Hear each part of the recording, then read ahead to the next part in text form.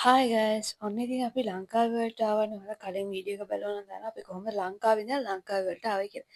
ඉතින් මේ තියෙන ලංකාවේ වල මැප් එක එයාපෝට් එකේ තිබ්බ. ඉතින් අපි ලංකාවේ වල එයාපෝට් එකකින් එනකොටම අපිට ඩියුටි ෆ්‍රී එක බලා ගන්න පුළුවන්. ඒ වගේම තමයි ඔයාලට කියන්න ඕනේ ලංකාවේ අයිලන්ඩ් එක කියලා කියන්නේ ඩියුටි ෆ්‍රී අයිලන්ඩ් එකක්. ඉතින් මේ මුළු අයිලන්ඩ් එකේම ඩියුටි ෆ්‍රී ෂොප් ඔයාලට ඕන තරම් දැක ගන්න පුළුවන්. ඊට පස්සේ අපි ග්‍රැබ් එකක් දාගෙන අපි ආවා අපි පළවෙනි දවස් එකේ නවතින හොටෙල් එකට. ඒ තමයි චෙනන් විව් පොයින්ට් වලට. ඒ කියන්නේ අපි චෙනන් වලට තමයි ආවේ ලංකාවේ වල. මේක සිලෙක්ට් කරගන්න හේතුව තමයි මේක බජට් ෆ්‍රෙන්ඩ්ලි හොටල් එකක්. ඉතින් අපිට දවස් දෙකටම ගියේ රුපියල් 10,000ක් වගේ මේ හොටල් එකේ නවතින්න. මේකේ තව පහසුකම් තියෙන කාමර තිබ්බත් අපි ගත්තේ බජට් එක අඩුම කාමර. මොකද අපි ඊට පස්සේ දවස් දෙකම ඇවිදින නිසා. ඊට පස්සේ අපි රෙස්ට් කරලා රැ වෙලා ආවා. චෙනන් වල ෆුඩ් ට්‍රක් ස්ට්‍රීට් එකට. ඉතින් මේ ස්ට්‍රීට් එක හවස 5න් පස්සේ වාහන යන එක නවත්තලා එයාලා ෆුඩ් ස්ටෝල් දාලා තියෙන මුළු ස්ට්‍රීට් එක පුරාවටම. ඉතින් ගොඩාක් ටූරිස්ට්ලා මේ ස්ට්‍රීට් එකේ ඔයාලට දැක ගන්න පුළුවන්. ඉතින් අපි රෑට කෑම කන්න තමයි අපි මෙතනට ගියේ. අපි මෙතනට ගියේ රෑ 8ට වගේ. ඉතින් අපි 8 වෙනකම්ම හොටල් එකේ ඉඳන් රෙස්ට් කරලා තමයි අපි මෙතනට ආවේ. ඉතින් මේකේ ෆුඩ් ස්ට්‍රීට් පටන් ගන්න කලින් ෂොප්ස් වගේක් තියෙනවා ඇඳුම් බෑග්ස් එහෙම ගන්න පුළුවන්. ඉතින් ඒ ෂොප් නම් දවස පුරාම ඇරලා තියෙන්නේ. හැබැයි ඉතින් ඔයාලා දන්නවනේ මැලේසියාව කියලා කියන්නේ ටිකක් රස්නේ රටක්.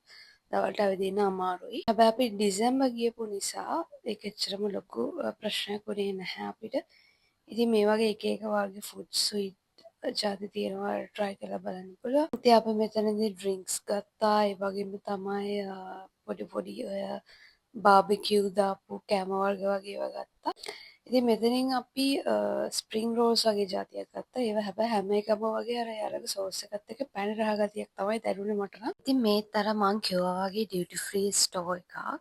ඉතින් මෙතන චොක්ලට්ස් සහ එක කෑම જાති තමයි තිබ්බේ. ඉතින් මේකේ චොක්ලට් ටිකක් අනිත් තැන් වලට වඩා ගණන් අඩුයි. ඉතින් මේ ස්ට්‍රීට් එක තිබ්බේ ඇත්තටම අපේ හොටෙල් එකේ ඉඳන් පයින් එන දුරින්. ඒ නිසා අපි පයින් තමයි ඇවිදගෙන ආවේ. ඉතින් මෙන්න මෙයා ගිහිල්ලා ඉතින් පළවෙනි ප්‍රින්ගල්ස් ටිකක් උස්සන් එනවා. ඉතින් මීටත් වඩා ගණන් අඩු තැනක් අපිට හම්බුණා ලංකාවේ වල. මම ඒක තුන්වෙනි දවස් වීඩියෝ එකේ කියන්නම්.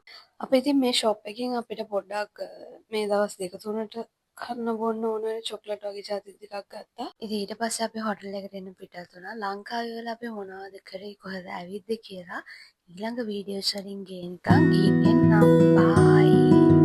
Hi guys, ලංකාවේ වල අපේ දෙවෙනි දවස්. ඉතින් අද අපි තෝරගත්තේ ස්කයි බ්‍රිජ් එක බලන්න යන්න. ඉතින් ඊට කලින් අපි උදේට කෑවා අපේ හොටෙල් එකේම ළඟම තිබ්බ රෙස්ටෝරන්ට් එකේ. ඉතින් මේකේ බුෆේ එකක් තමයි තිබ්බේ. පොඩ්ඩක් ගාන වැඩි. ඉතින් අපිට මම හිතන්නේ රින්ගිට් 49ක් විතර ගියත් හොඳට අඩුම. ඉතින් මේ වෙද්දී අපි කෑෂ් මාරු කරගෙන හිටියේ නැහැ. ඒ නිසා අපිට Grab wallet එකක් අපි හදාගෙන මේ විදිහට QR එකෙන් payment එක කරා. ඊට පස්සේ අපි Grab එකක් දාගෙන අපි ගියා Sky Cabs තියෙන තැනට. ඒ Grab එකේ කෙනා නම් හරි හොඳයි. යාට ඉංග්‍රීසි ටිකක් හොඳට පුළුවන්. ඒ නිසා එයා අපිට විස්තර කියලා දුන්නා. අපි එක එක තැන් පහු කරනකොට එහෙම. ඉතින් අර ඈතින් පේන කඳු වැටියට තමයි අපි යන්නේ. මෙතනින් යනකොට ඔයාලට ස්කයි බ්‍රිජ් එක සමහර තැනකදී පේනවා පොඩිවට. ඉතින් ස්කයි බ්‍රිජ් එක තියෙන කන්දේ නම තමයි මචින්චන් කන්ද. ඒකට තමයි අපි කේබල් කාර් එකකින් ගිහිල්ලා ස්කයි බ්‍රිජ් එකට යන්න ඕනේ. ඉතින් ලංකාවේ කියලා කියන්නේ යුනෙස්කෝ හෙරිටේජ් එකක්. මොකද මේකට හේතුව තමයි මේකේ ගොඩාක් තියෙනවා අර වැසි වනාන්තර අවුරුදු 500ක් විතර පරණ පාෂාණ ඒ වගේ තියෙන දූපත තමයි ලංකාවේ කියලා කියන්නේ. ඉතින් මේක මැලේසියාවෙන් හඳුන්වන්නේ ජියෝ පාර්ක් එකක් කියලා. ඉතින් අපි මුලින්ම ග්‍රැබ් එකකින් බැස්සේ ඔරියන්ටල් විලේජ් එකේ. මේ ඔරියන්ටල් විලේජ් එකෙන් තමයි ඔයාට ස්කයි කැබ් එකට යන්න එක එක ඇක්ටිවිටීස් කරන්න ටිකට්ස් ගන්න තියෙන්නේ. ඉතින් මේක ඇත්තටම එයාලා හදපු විලේජ් එකක්.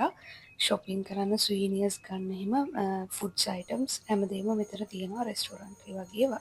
ඉතින් අපි මුලින්ම ස්කයි බ්‍රිජ් පැකේජ් එක බුක් කරන්න හැදුවා ඇගෝඩා එකෙන්. හැබැයි අපිට ඒකේ හරියට විස්තරයක් තිබ්බේ නැති නිසා අපි බැලුවේ මොකක්ද අපිට සූටබල් පැකේජ් එක කියලා. මොකද මෙයාලා ගාව පැකේජ් ගොඩාක් තියෙනවා. ඒත් හැබැයි අපි එතනට ගිහිල්ලා බැලුවාම ඒ තියෙන පැකේජ් එකම ඇගෝඩා එකේ තිබ්බට අපිට ඒ දවසම බුක් කළා ඒ දවසම යන්න බෑ.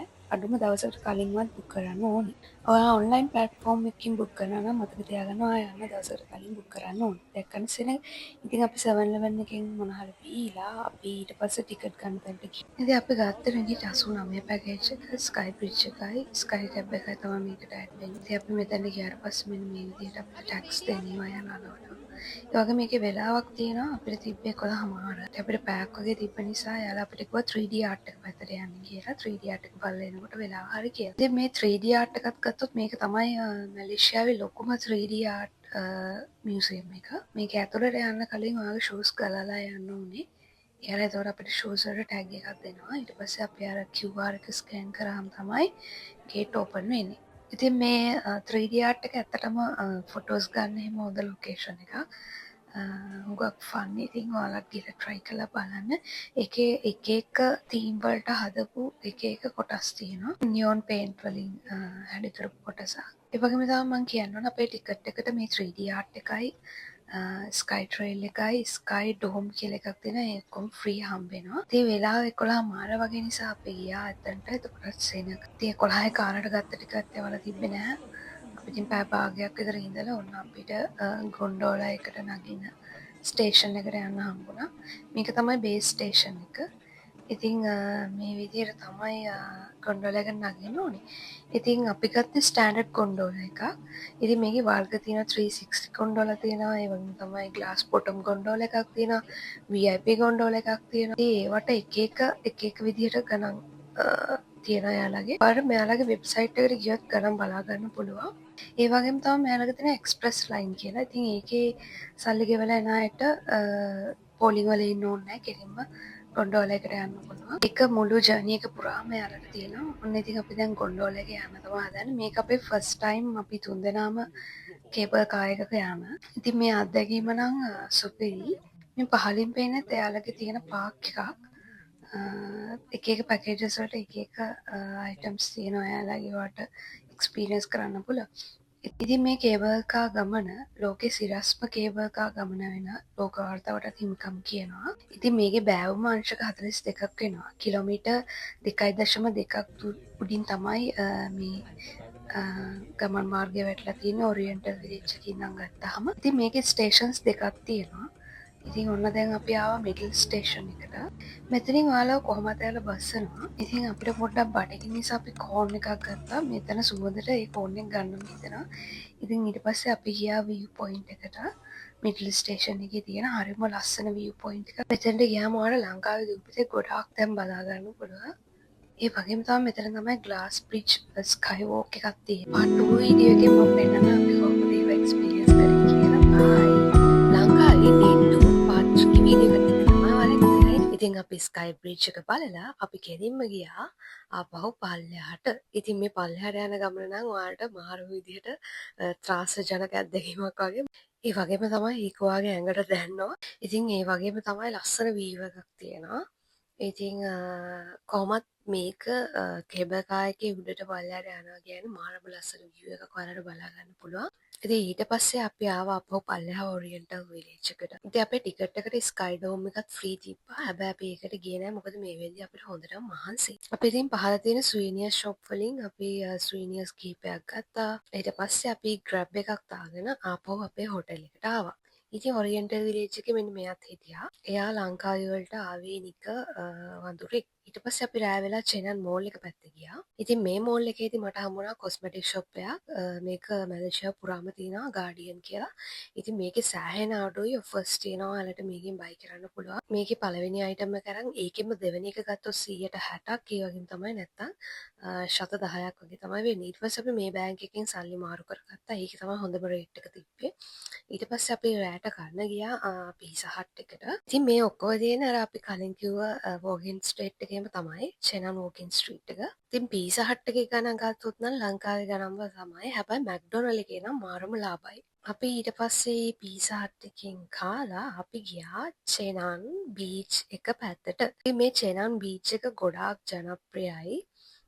ගොඩාක් ලස්සනයි කියලා තමයි කට්ටිය කියන්නේ. ඉතින් හැබැයි මට නම් ලංකාවේ බීච් තරම් කොහෙවත් ලස්සන නැහැ. ඉතින් මේ වීකෙන්ඩ් එකක් නිසා ටිකක් සෙනග හිටියා. ගොඩක් මම දැක්කේ ටූරිස්ට්ලටත් වඩා වීකෙන්ඩ් එකේදී නම් ගොඩාක්ම හිටියේ මැලේසියන් සිටිසන්ස් ළමයි. මම හිතන්නේ එයාලත් දිවාඩුවක් ගත කරන්න ඕන නම් ලංකාවේ අයිලන්ඩ් එකට එනවා ඇති. ඉතින් අපි මේ ට්‍රාන්ස්ෆෝමර්ස්ලා නටනවා දැක්කා. මේක මම තායිලන්ඩ් වලත් දැක්කා ඉතින්.